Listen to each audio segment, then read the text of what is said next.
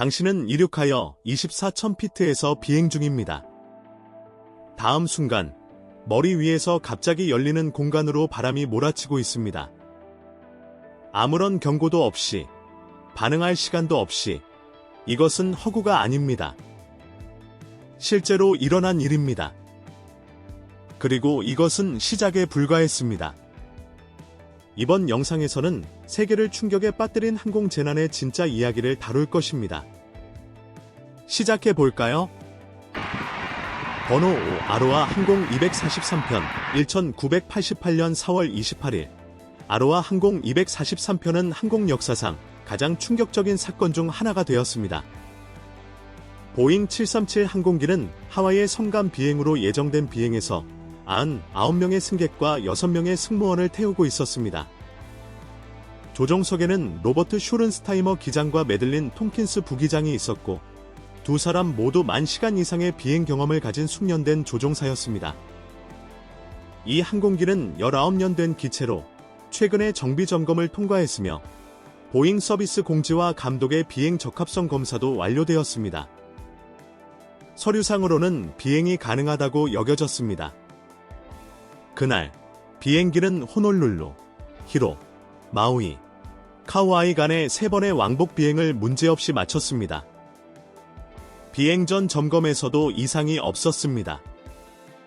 그러나 한 승객이 동체 근처에 균열이 있는 것을 발견했지만 이미 해결된 문제라고 생각하여 보고하지 않았습니다. 243편은 순조롭게 이륙하여 24,000피트의 비행 고도로 상승했습니다. 승객들은 앞에 닥칠 위험을 알지 못한 채 편안히 앉아 있었습니다. 갑자기 큰 폭발음이 비행기를 가로막았습니다. 왼쪽에서 18피트에 달하는 큰 부분이 떨어져 나갔고 바람이 객실로 쏟아져 들어왔습니다. 1등석 승객들은 열린 하늘을 볼 수 있었습니다. 잔해가 조종석으로 흘러 들어왔고 조종석 문은 사라졌습니다. 항공기는 폭발적인 감압을 경험했습니다. 승객들은 안전벨트를 매고 있었지만 객실 승무원들은 제자리를 지키기 힘들었습니다. 한 승무원인 클라라벨 랭싱은 비행기에서 끌려나갔고 안타깝게도 생존하지 못했습니다. 또 다른 승무원인 미셀 혼다는 바닥에 떨어졌지만 복도를 기어가며 승객들을 도왔습니다. 조종사들은 이제 제어 문제와 심한 소음에 직면하여 신속히 산소 마스크를 착용했습니다. 부기장 톰킨스는 비상 코드로 트랜스폰더를 전환했습니다. 그들은 호놀룰루와 연락을 시도했지만 메시지가 전달되지 않았습니다. 시간이 촉박해지자 그들은 긴급 하강을 시작하며 분당 4,000피트 이상 빠른 속도로 하강했습니다. 톰킨스는 5시 18분 후 마우이의 비상 채널과 성공적으로 연락을 취하며 즉각 착륙을 요청했습니다. 카훌루이 공항은 그들의 도착을 준비했습니다. 승무원들은 소음과 잔해 속에서 손 신호로 소통했습니다. 객실의 산소 수준이 떨어져 숨쉬기 어려워졌고 특히 1등석에서 더욱 힘들었습니다. 10,000피트 아래로 내려가자 호흡 조건이 개선되었습니다. 기장은 속도를 줄이고 착륙 준비를 했지만 새로운 문제가 발생했습니다. 주 착륙 장비의 신호등은 녹색으로 켜졌지만 앞쪽 착륙 장비의 신호등은 켜지지 않았습니다. 수정 시도는 실패했습니다. 시간이 없어진 기장은 착륙을 진행하기로 결정하며 장비가 완전히 펼쳐졌기를 바랐습니다. 착륙은 거칠었지만 성공적이었습니다. 앞쪽 착륙 장비는 온전했으며 문제는 신호등에 있었습니다. 극심한 어려움 속에서 243편은 안전하게 착륙했습니다. 긴급 구조대가 도착했을 때 비행기의 상태에 충격을 받았고 심각하게 손상된 것으로 보였습니다. 65명이 부상을 당했고 8명은 중상을 입었습니다. 안타깝게도 한 승무원이 목숨을 잃었습니다. 조사 결과 항공기의 동체는 시간이 지남에 따라 금속 피로로 인해 약해졌다는 것이 밝혀졌습니다. 눈치채지 못한 균열이 고장에 기여했을 가능성이 높습니다. 이 사건은 특히 오래된 항공기에 대한 점검 절차의 부족함을 드러냈습니다. 결과적으로 항공당국은 정비 기준을 전면 개정했습니다. 노후 항공기의 점검 및 모니터링에 대한 스트릭터 규칙을 도입했습니다. 비록 비용이 많이 들었지만 이러한 변화는 안전을 개선하는 데 필수적이었습니다. 승무원들의 행동은 많은 생명을 구하는 데 기여했습니다. 기장 쇼른스타이머, 부기장 톰킨스, 그리고 객실 승무원들은 극심한 압박 속에서도 침착하고 전문적인 태도를 유지했습니다. 그들의 용기는 여러 다큐멘터리에 초점이 되었습니다. 한 문구가 이 특별한 사건을 요약했습니다. 비행기가 24,000피트에서 지붕을 잃었다. 어떤 순간이 가장 충격적이었나요? 공중에서 지붕이 찢어지는 순간이었나요? 아니면 조종사가 조종석 밖으로 매달리는 모습이었나요? 아래에 답변을 남겨주세요. 그리고 무서운 비행 경험이 있다면 그것도 듣고 싶습니다. 하지만 위험이 비행기 본체에서 오는 것이 아니라 조종석의 앞 유리창에서 온다면 어떻게 될까요? 모든 것을 다 들었다고 생각할 때 다음 이야기는 믿기 어려운 상황을 보여줍니다. 번호 4. 브리티시 에어웨이즈 5309편 1990년 6월 10일 브리티시 에어웨이즈 5309편은 버밍햄에서 말라가로 비행할 예정이었습니다. 91명의 승객과 6명의 승무원이 탑승한 신뢰할 수 있는 베이시 11 항공기는 티마시 랭커스터 기장과 엘라스터 에치슨 부기장이 조종했습니다. 두 사람은 이 항공기 유형에서 거의 2200시간의 경험을 쌓아 승객들에게 신뢰감을 주었습니다. 비행은 문제없이 시작되었습니다. 비행기가 순항고도에 도달하자 승무원들은 긴장을 풀기 시작했습니다. 안전벨트 신호가 꺼지고 아침 식사 서비스가 시작될 예정이었습니다. 승무원 나이젤 오그든이 기장의 식사 선호를 확인하기 위해 조종석에 들어갔고 그때 모든 것이 예기치 않게 변했습니다. 두 개의 조종석 유리창 패널이 갑자기 무너졌습니다. 급격한 감압이 객실로 강한 바람을 몰아넣었습니다. 압력 변화는 심각한 혼란을 초래했습니다. 느슨한 물체들이 날아다니고 경고음이 울렸으며 랭커스터 기장은 비행기에서 부분적으로 끌려나갔고 그의 다리만 비행 조종 장치에 걸쳐 있었습니다. 힘이 조종석 문을 분리하고 자동 조종 장치를 해제했습니다. 비행기는 하강하기 시작했습니다. 오그든은 재빠르게 반응하며 기장의 다리를 붙잡고 그가 완전히 끌려나가는 것을 막았습니다. 바람이 객실을 가로질러 몰아쳤고 랭커스터는 압력에 눌려 비행기 밖에 부분적으로 매달려 있었습니다. 부기장 에치스는 완전한 제어를 잡고 비상 상황을 선언했습니다. 그는 비행기를 수평으로 유지하려고 했고 2명의 승무원이 조종석에 들어와 오그든을 도와 기장을 안전하게 지켰습니다. 비행기 밖에서 랭커스터 기장은 극심한 추위와 낮은 산소 수준을 견뎌야 했습니다. 그의 몸은 조종석 창문에 눌린 채로 노출되어 있었습니다. 한순간 승무원들은 그가 생존하지 못했을까 두려워했습니다. 오그든은 단단히 붙잡고 있었고 놓아버리면 더 큰 위험이 따를 수 있다는 것을 알고 있었습니다. 어려운 상황에도 불구하고 에치스는 제어를 유지하며 비행기를 안전하게 사우샘프턴으로 우회했습니다. 익숙하지 않은 공항에서 공중교통관제의 지침을 따라 부드러운 비상 착륙을 성공적으로 수행했습니다. 비행기가 멈추고 승객들이 하차하자 모두에게 안도의 기운이 퍼졌습니다. 믿기 어렵게도 랭커스터 기장은 생존했습니다. 그는 20분 넘게 얼어붙는 온도와 희박한 공기에 노출되었지만 살아 있었습니다.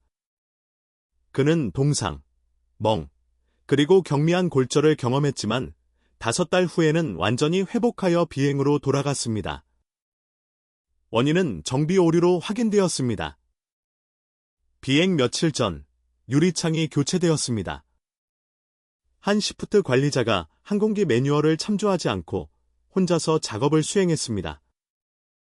잘못된 볼트가 설치되어 있었고 이는 요구되는 것보다 좁고 약간 짧았습니다. 비행기가 상승하면서 압력이 볼트를 스트레스를 주어 실패하게 만들었고 이로 인해 유리창이 분리되고 객실이 감압되었습니다. 이 사건은 상당한 안전 개혁을 촉발했습니다. 조사 결과 정비 인력이 작업을 자가 인증할 수 있도록 허용되었다는 것이 밝혀졌습니다. 이 정책은 신속히 변경되었습니다. 새로운 안전 프로토콜, 필수 점검, 그리고 개선된 감독이 업계 전반에 걸쳐 도입되었습니다. 5309편은 빠른 판단, 전문성, 그리고 팀워크의 이야기로 알려지게 되었습니다. 부기장 에치슨의 침착한 행동과 승무원들의 결단력이 훨씬 더 심각한 결과를 예방했습니다. 모든 승객이 생존한 것은 항공 역사상 가장 놀라운 생존 이야기 중 하나로 남아 있습니다. 이 사건에서 얻은 교훈은 전 세계적으로 항공기 안전 기준을 개선하는 데 도움이 되었습니다. 오늘날 항공 여행자들은 시스템이 더 강해지고 안전 절차가 그 어느 때보다 강력하다는 것을 느낄 수 있습니다. 이 실제 사건은 기술, 용기, 그리고 협력이 어떻게 위기를 생존 이야기로 바꿀 수 있는지를 보여주는 강력한 예시로 남아 있습니다. 조종사가 조종석에서 반쯤 끌려나가는 모습이 충분히 무섭지 않다면 엔진이 공중에서 부서지는 모습을 승객들이 창가에서 목격했을 때 어떤 일이 일어날지 기다려보세요. 다음 충격을 준비하세요. 탐험하기 전에 여러분 모두에게 특별한 요청이 있습니다. 여러분이 저를 도와주실 수 있다면 알림벨을 누르고 구독 버튼을 눌러주세요. 이것이 이 채널에 큰 도움이 됩니다. 그렇게 해주신다면 저는 여러분을 위해 이 쇼를 더욱 더 좋게 만들기 위해 최선을 다할 것입니다. 약속할게요. 번호 3델타 항공 1425편 비행 애호가들과 특별한 비행 이야기의 팬들과 연결하세요. 우리는 델타 항공 1425편을 살펴보며 많은 이들을 놀라게 한 사건을 다루고 항공 안전과 공학의 중요성을 강조합니다. 2019년 6월 8일 델타 항공 1425편은 애틀랜타의 하츠필드 잭슨 국제공항을 출발하여 볼티모어로 향했습니다. 비행기는 148명의 승객을 태우고 있었고 맥도넬 더글라스 MD-80을 탑승하고 있었습니다. 이 비행은 90분의 루틴 비행으로 예상되었습니다. 초기 상승 중 승객들은 엔진 지역에서 큰 소음을 듣기 시작했습니다. 처음에는 일부가 난기류일 것이라고 생각했습니다. 그러나 곧 눈에 띄는 금속 냄새가 객실을 가득 채웠고 승무원들은 상황을 평가하고 승객들을 진정시키기 위해 신속하게 행동했습니다. 항공기가 속도를 줄이고 객실 공기 흐름에 영향을 미치자 승객들은 불편함을 느끼기 시작했습니다. 날개 근처에 앉아있던 승객 로건 웹은 창밖을 보다가 엔진 중 하나에 손상이 있는 것을 발견했습니다. 앞쪽 원뿔, 즉 스피너가 분리되어 엔진 안에서 튕기고 있었습니다. 기장은 비행을 노스캐롤라이나의 롤리로 우회하기로 결정했고 항공기는 안전하게 착륙했습니다. 다행히 부상자는 없었고 모든 승객들은 다른 비행편으로 재예약되었습니다. 초기 보고서는 문제를 엔진 고장 가능성으로 분류했습니다. 항공 전문가들은 나중에 이 항공기가 한 엔진이 작동하지 않더라도 안전하게 비행할 수 있도록 설계되었다고 설명했습니다. 그럼에도 불구하고 눈에 띄는 엔진 손상은 탑승자들에게 이해할 수 있는 걱정거리가 되었습니다.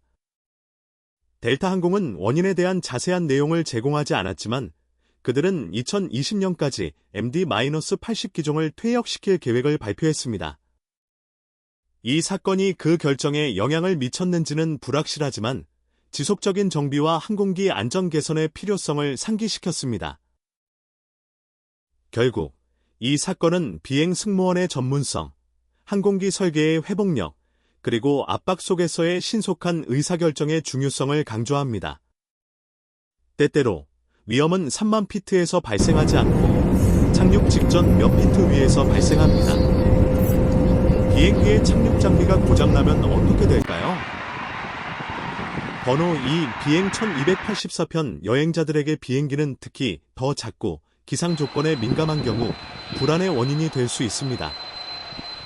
2017년 2월 23일 비행 1284편의 승객들은 잊지 못할 사건을 경험했습니다.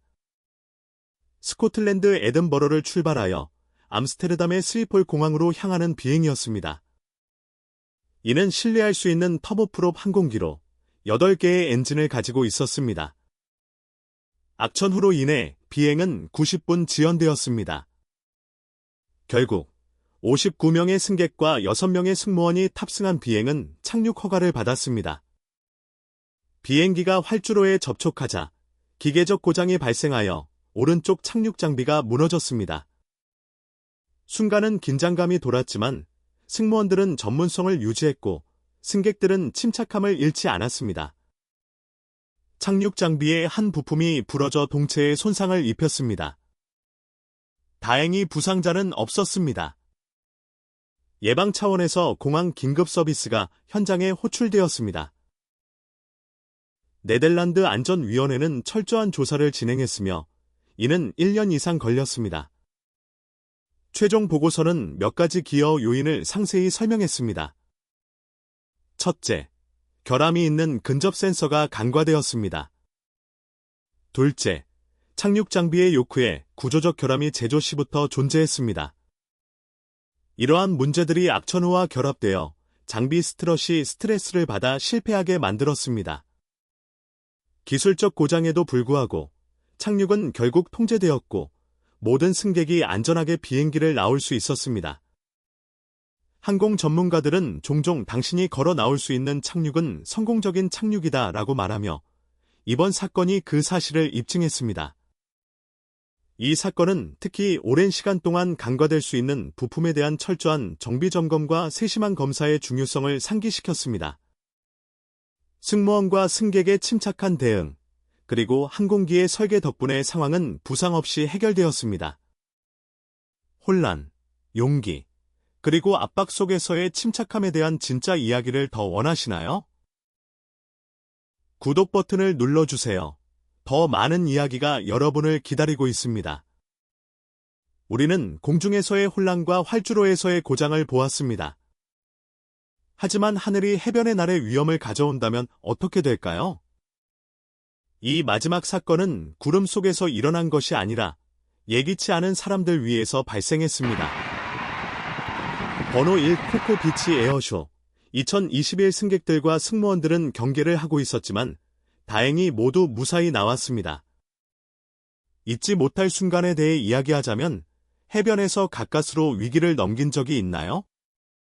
2021년 4월 20일 플로리다의 코코 비치에서 열린 일상적인 에어쇼가 그들이 결코 잊지 못할 경험으로 바뀌었습니다.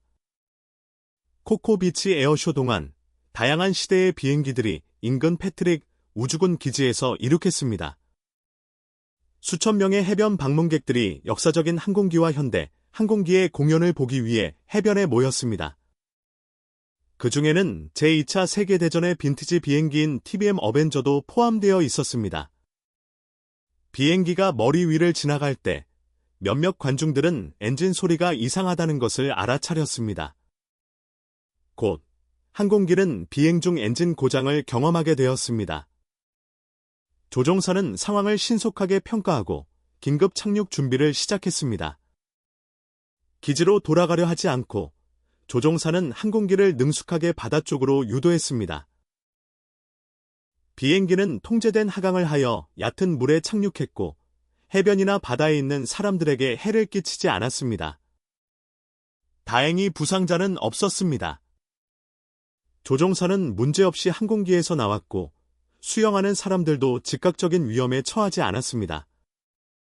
긴급 대응팀이 신속하게 대응했으며 비행기는 나중에 해안에서 제거되어 평가를 위해 운반되었습니다. 항공기는 상당한 손상을 입었지만 전문가들은 시간이 지나면서 광범위한 수리로 복원될 수 있다고 말합니다. 무엇보다도 조종사의 안전이 보장된 것은 모든 긴급 상황에서 최우선입니다. 이 사건은 침착한 의사결정과 인간 생명을 최우선으로 두는 것의 중요성을 상기시켰습니다. TBM 어벤저는 완전히 복원되기까지 수년이 걸릴 수 있지만 조종사의 신속한 판단 덕분에 사건은 부상 없이 마무리되었습니다. 코코비치 에어쇼에서의 예상치 못한 순간이었지만 적절한 훈련과 대응 덕분에 비극이 아닌 기술과 안전의 이야기로 남게 되었습니다. 이 비행 중 하나에 탑승했다면 첫 번째로 무엇을 하시겠습니까? 얼어붙을까요? 기도할까요? 아니면 행동에 나설까요? 댓글로 알려주세요. 여러분의 생존 본능이 놀라울지도 모릅니다. 오늘 영상이 흥미로웠다면 좋아요 버튼을 누르고 제 채널을 구독하는 것을 잊지 마세요. 여러분의 지원은 저희에게 매우 중요합니다. 화면에 나타나는 다음 영상을 꼭 확인해 보세요. 우리가 제공하는 콘텐츠를 사랑하실 거예요. 다음에 탐험하고 싶은 나라에 대한 댓글도 남겨주세요. 시청해주셔서 감사합니다. 다음 영상에서 뵙겠습니다.